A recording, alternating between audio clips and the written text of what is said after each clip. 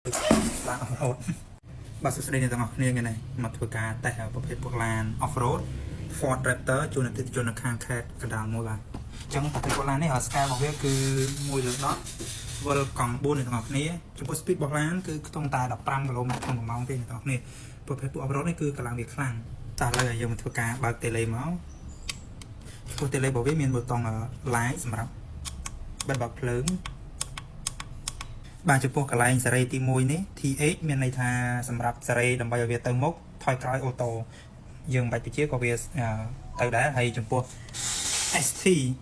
គឺសម្រាប់សេរី trim ជាកោអ្នកនរគ្នាហើយ ST នេះកន្លែង reverse មានន័យថាបើសិនជាយើងសេរីមកបែបនេះយើងបត់បានបែបនេះណាឃើញស្អាតដល់ពេលយើងកាច់វាទៅមានន័យថាវាច្រាស់ទៅវិញបាទឥឡូវយើងសេរីតែប៉ុណ្្នឹងដើម្បីឲ្យភ្ញៀវគាត់លេងទៅមកល្មម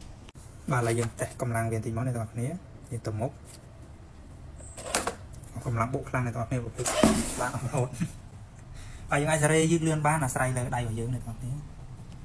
បាទអូខេវីដេ